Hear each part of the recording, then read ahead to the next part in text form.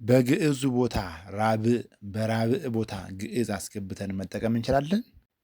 መልሱን ቪዲዮውን እስከ መጨረሻው ካዩት ያገኙታል። እነዚህ አምስቱ ፊደላት ሀሌታው ሀ፣ ሐመሩ ሀ፣ ብዙሃን ሀ፣ አይኑ አና አለፋው እነዚህ ያወዛግባሉ ግዕዛቸውና ራብዓቸው። ስለዚህ የእነዚህ የአምስቱ ፊደላት ምስጢር በግዕዙ ቦታ ራብዕ በራብዕ ቦታ ግዕዝ ሲገባ ምን ሊያመጣ እንደሚችል በደንብ በቪዲዮ አብራርቼ አስቀምጫለሁ። እናንተ ብቻ የሚጠበቅባችሁ ቪዲዮን እስከ መጨረሻው ማየት ነው። ግዕዝና ራብዕ ሲሆን ረቀቅ ይላል። ከዚህ ቀደም ካየነው ረቀቅ ይላል። ይሄኛው ራሱ ሆኖ አሁን ደግሞ ግዕዝና ራብዕ ቢሆን ምን ይሆናል? ያኛው አንዱ ፊደል ላይ ሌላ ፊደል ማስገባት ነው ሞክሼ ብለን ነው። አሁን ግን ራሱ ግዕዙና ራብዑም እነዚህ አምስቱ ድምጾች አወዛጋቢ ስለሆኑ አምስቱ ፊደላት እነሱን ለብቻ እንመለከታለን። አምስቱ ፊደላት ግዕዛቸውና ራብዓቸው ትንሽ ስለሚያወዛግብ እነሱን ለብቻ እንመለከታለን። ግዕዝ ምንድን ነው? ራብዕ ምንድን ነው የሚለውን አስቀድሞ ማየት ይፈልጋል። ምክንያቱም እየተግባባን እንድንሄድ ግዕዝ ምንድን ነው?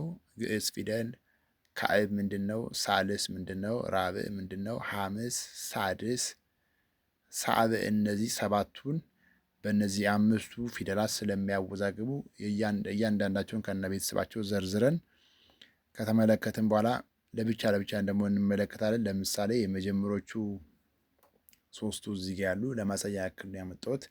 ግዕዝ ማለት የመጀመሪያ ፊደል ነው። ግዕዝ፣ ግዕዘ፣ ገአዘ አንደኛ የሚባለው የቋንቋው ላይ እንማራለን። ራሱ ግዕዝ አንደኛ ፊደል ነው፣ የመጀመሪያ ነው፣ አባት ነው። ካዕብ ሁለተኛ ነው፣ እዚህ ጋር አለ። ሳልስ ሶስተኛ፣ ራብዕ አራተኛ፣ ሐምስ አምስተኛ፣ ሳድስ ስድስተኛ፣ ሳብዕ ሰባተኛ። ማስተዋል ያለብን እያንዳንዱ ፊደል የራሱ የሆነ ድምፅ አለው። ለምሳሌ አሁን ግዕዝ አፍ አያስከፍትም፣ ራብዕ ያስከፍት። ለምሳሌ ሀ፣ ሁ፣ ሂ፣ ሃ። በደንብ ልብ በሉ። ሀ አራተኛው አፍ ያስከፍታል። ሐመሮሃም እንደዛ ነው። ሀ፣ ሁ፣ ሂ፣ ሃ። ልብ በሉ በደንብ። እዚህ ጋር ነው ችግሩ። የግዕዝና የራብዕ ፊደል ድምፅ ይለያል። ግዕዝ አፍ አያስከፍትም፣ ቃል አያገነታም። ራብዕ ደግሞ አፍ በደንብ ያስከፍታል፣ ቃልም ያገነታል። ሶስቱን እንመልከት። ለምሳሌ ብዙሃን ሀ ድምፁን እንደ ትንፋሽን ብለን አስቀድመን ተመልክተናል። ሀ፣ ሁ፣ ሂ፣ ሃ። አያችሁ? ሀ አራተኛ ሲደርስ አፍ ያስከፍታል፣ በደንብ አፍ ያስከፍታል። የአልፋዋም እንደዛ ነው። አ ኡ የላላ በጉሮሮ ሆኖ የላላ ድምፅ ነው። አ ኡ ኢ አ። አያችሁ? አ ኤ እ ኦ።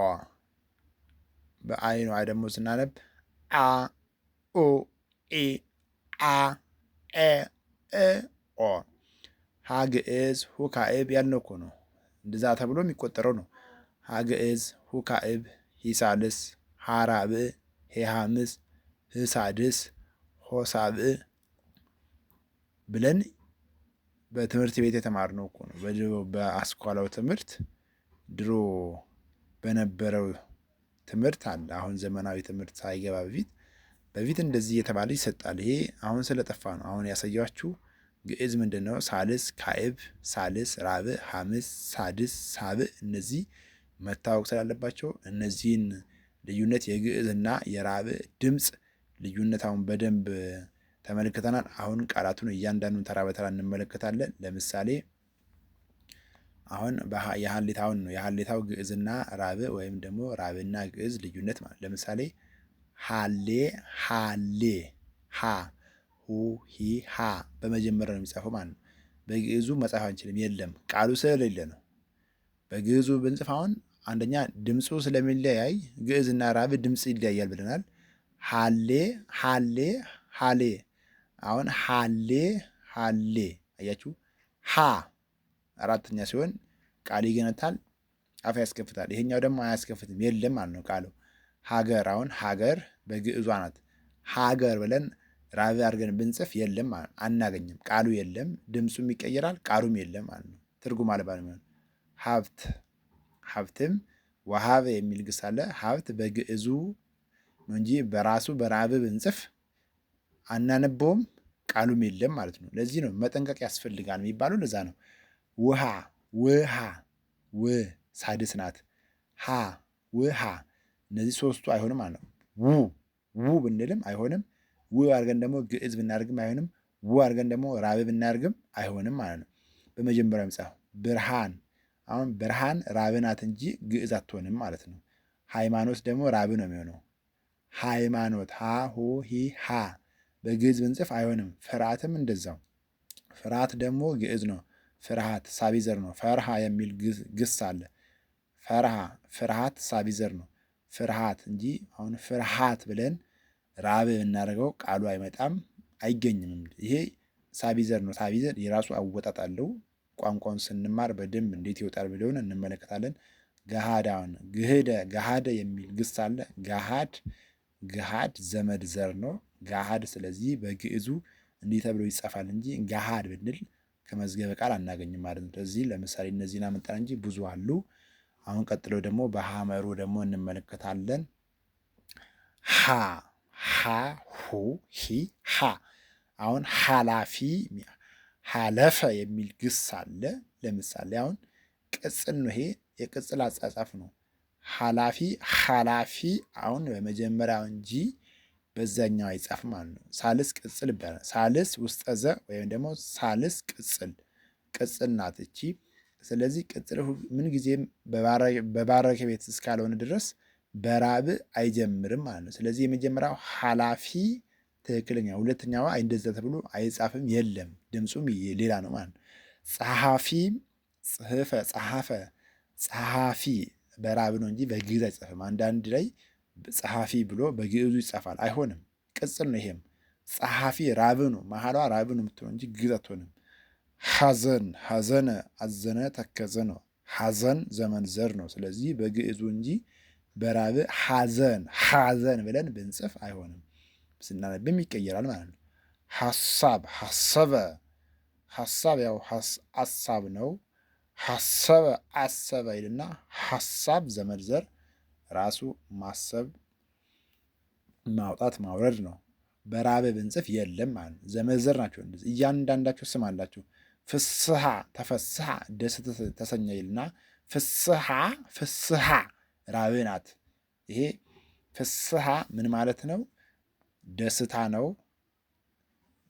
ጥሬ ዘር ይባላል። ጥሬ ዘር አወጣጥ አለው። አሁን ፍስሐ ብለን በግዕዝ ብንጽፍ አይሆንም ማለት ምክንያቱም የለም አይወጣም፣ እንደዚህ ብሎ አይወጣም። ቃሉ ከተፈስሐ እንደዚህ የሚል ዘር አይወጣምና። ሐሴት ተሐሰ የሚል ግስ አለ። ሐሴት ፍጹም ደስታ ነው። በራብ የምናደርገው አይሆንም። ምስሐም ሐይቅም እንደዚሁ ነው። ብዙ ቃላቶች አሉ። እነዚህ ለምሳሌ ነው ያመጣናቸው። አሁን በብዙሃን ደግሞ ወደ ብዙሃኑ እንሄዳለን። የብዙሃኑ ግዕዝና ራብ ማለት ነው። ለምሳሌ መድኃኒት በዚህ እንጂ በዛኛው ቤት አንደኛ የሚጻፈው በዚህ ነው፣ በብዙሃን ሀ ነው። በብዙሃንም ሀ ሆኖ ግዕዝ ሆኖ ራብ አይሆንም። ራሱ ሆኖ ራሱ እንኳን ሌላ ፊደል አይደለም ራብ አይገባም ማለት ነው። መድኃኒት ቅጽል ናት።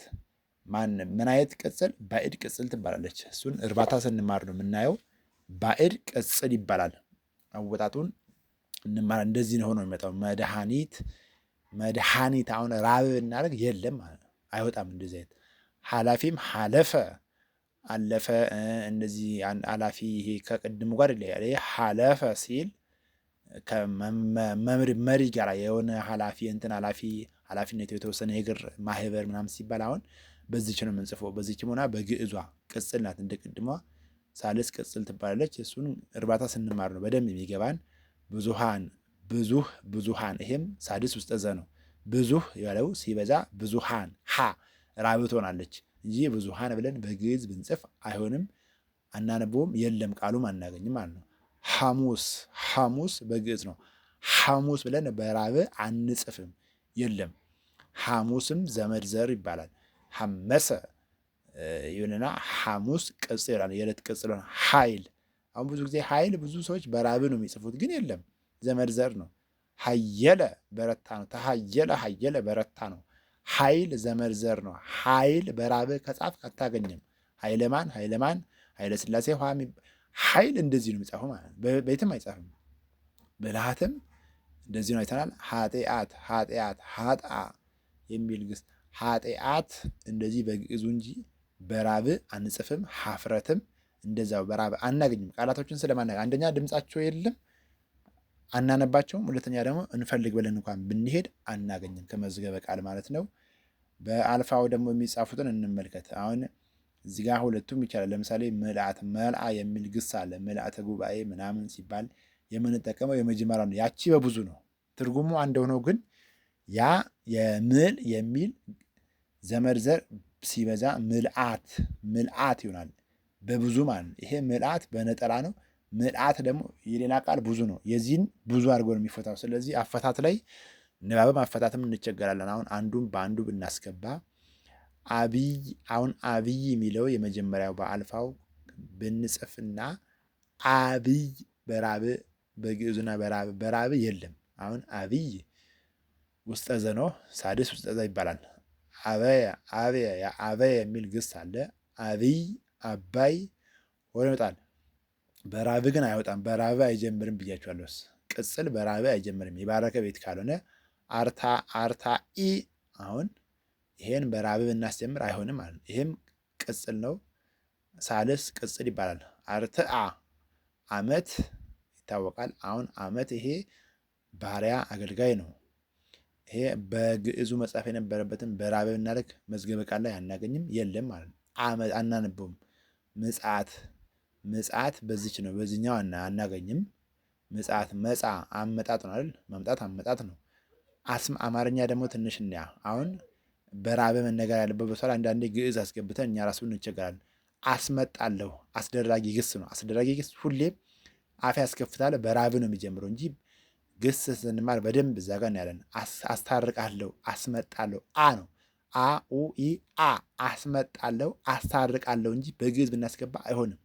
ትምህርት ላይ ስለጠፋ ነው እንዳገኘን የምንጽፈው እንጂ አይሆንም።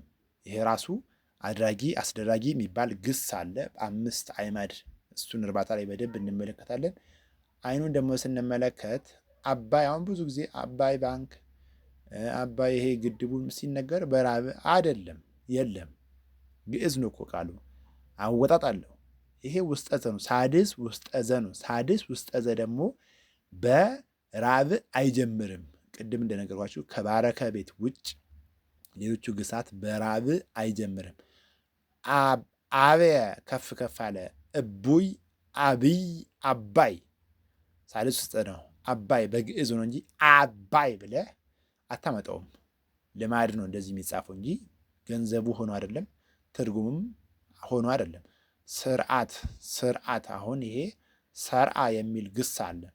ስርዓት ግዕዙ ናት። አሁን ስርዓት አሰራር፣ ደንብ፣ ህግ ነው የመጀመሪያው። ይሄ ያኛው ግን በብዙ ነው። ስርዓት ብሎ ቢበዛ ይሄ አሁን የሰጠነውን አፈታት አያመጣም። በብዙ ነው የሚሆንብን። አርብ አሁን አርብ በዚህ ነው የሚጻፈው። ብዙ ጊዜ ሰው አይጠነቀቅም። በዚህ በራብዕ አድርጎ ይጽፋል። ራስዎን ራብዕ ያደርጋል። አይሆንም። አረበ የሚል ግስ አለ። አርብ ዘመድ ዘር ነው። አርብ ሆኖ አይወጣም። አሳ ራብዕ ናት እንጂ ግዕዝ አትሆንም። የለማ ህግ አለው። እያንዳንዱ ህግ አለው። ህግ ደግሞ እንደ ልጓም ነው የሚጠብቀን። አይን በግዕዝ እንጂ በራብዕ አይጻፍም። አይነት፣ አመፅ፣ አውድ እያንዳንዱ ህግ አለው። እኛ እንዳገኘን ስለምንጽፍ ነው እንጂ ስላልተማረም በትምህርት ቤት እንጂ ሁሉም ቋንቋ የራሱ ህግ አለው። ስለዚህ ህጉን ጠብቀን ነው የምንጽፈው። በፊት ያስቀጣ ነበር። አንድ ፊደል በአንድ እያስገቡ ቢጽፉ ተጽፎ ቢገኙ እጅ ያስቆርጣል፣ ያስከስሳል፣ ያሳስራል። አሁን ሁሉም እንደ ልቡ ስለሆነ የሚጠይቅም ስለሌለ ነው እና በዚህ ልክ በጣም ጥንቃቄ ማድረግ ያስፈልጋል። ወደፊት ደግሞ እየተማማርን ስንሄድ ግልጽ እየሆነ ይሄዳል ማለት ነው። እንግዲህ አንዱ በአንዱ እንኳን ማስገባት አይደለም የራሱን ፊደል ቀይረን እንኳን ስናስገባ ምን ያክል የንባብና የትርጉም ልዩነት እንዳመጣ የተወሰነ ግንዛቤ አግኝታችኋል ብዬ አስባለሁ። አንዱ ራሱን ፊደል ሆኖ ግዕዙና ራብዕ እነዚህ 5ቱ በጣም ያወዛግባሉ። ግዕዛቸውና ድምጻቸው ራብዓቸው የሆነ የመመሳሰል እንትን አላቸው፣ ግን አይገናኝም። ለይቶ ነገርን ሰው ስለሌለ አንድ ይመስለናልና በጣም የተለያዩ እንደሆነ አይታችኋል። ትምህርቱ ጠቃሚ ሆኖ ካገኛችሁት ላይክ፣ ሼር፣ ሰብስክራይብ በማድረግ ቤተሰብ የሆኑ በቀጣይ ደግሞ የአማርኛ ቋንቋ ህጎችን እንመለከታለን። እሱንም እንዳገኘን ስለማንጽፍ እያንዳንዱ ህግ እሰራለሁ። እሱን እንመለከታለን። ደህና ሁኑ።